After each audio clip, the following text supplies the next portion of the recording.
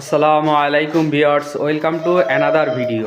পাখিরহাট YouTube চ্যানেলে আপনাকে স্বাগত। দেশ এবং প্রবাস থেকে কে কোথা থেকে দেখতেছেন দয়া করে চ্যানেলটি সবাই সাবস্ক্রাইব করে দিবেন এবং কমেন্ট করে জানাবেন আপনারা কেমন আছেন। এবং আমার আলহামদুলিল্লাহ আমার কবুতরগুলো আল্লাহর রহমতে খুবই ভালো আছে। তো আরও আজকে নতুন একটা টিপস আপনাদের মাঝে নিয়ে আসলাম, সেটা হলো শীতের সময় যেভাবে খাবার দিবেন, তো এটা বিস্তারিত কথা আমি বলবো আপনাদের সাথে। তো আমার একটু সবাইকে হেল্প দরকার, দয়া করে আমার চ্যানেলটি সবাই সাবস্ক্রাইব করবেন। তো সাবস্ক্রাইব করে আমার পাশে থাকবেন এবং আমার সহযোগিতা করবেন।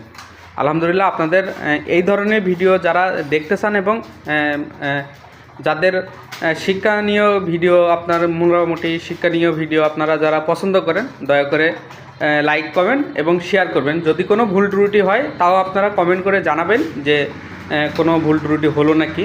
তো আমি হলো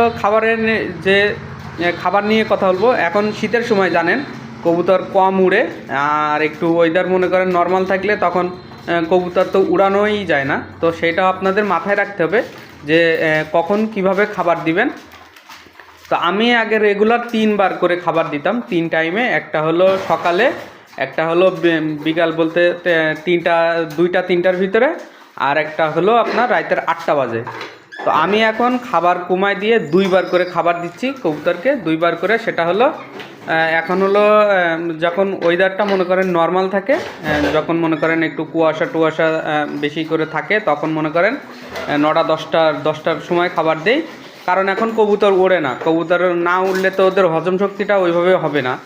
এতে হলো আপনার কবুতরের বদহজম হইতে পারে, আপনার কবুতরের বিভিন্ন রোগ হইতে পারে। কারণ এখন কবুতর শীতের মধ্যে ঝিম মেরে বসে থাকে। তো আপনারা এইগুলা খেয়াল করতে হবে, কবুতরে এগুলা না খেয়াল করলে আপনার কবুতরের অসুখ কিংবা রোগ আক্রান্ত হতে পারে। এগুলো আপনাদের সবচেয়ে বেশি করে খেয়াল করতে হবে। তো দয়া করে কে কোথা থেকে দেখতেছেন কমেন্ট করে জানাবেন এবং লাইক কমেন্ট শেয়ার করবেন আর সাবস্ক্রাইব করবেন। আপনারা আমার পাশে থাকবেন, আমাকে একটু হেল্প করবেন। তো আলহামদুলিল্লাহ এখন হলো 6টা বাজে, 6টার উপরে বাজে। তো আমি এখন খাবার দিলাম, আর খাবার দিব না।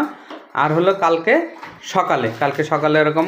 তো আমি এই লং টাইম আপনার 2 টাইম মেনটেন করে আমি ওদের খাবারটা দিচ্ছি। সবাই ভালো থাকবেন। আসসালামু আলাইকুম। আপনারাও এভাবে খাবার দিবেন।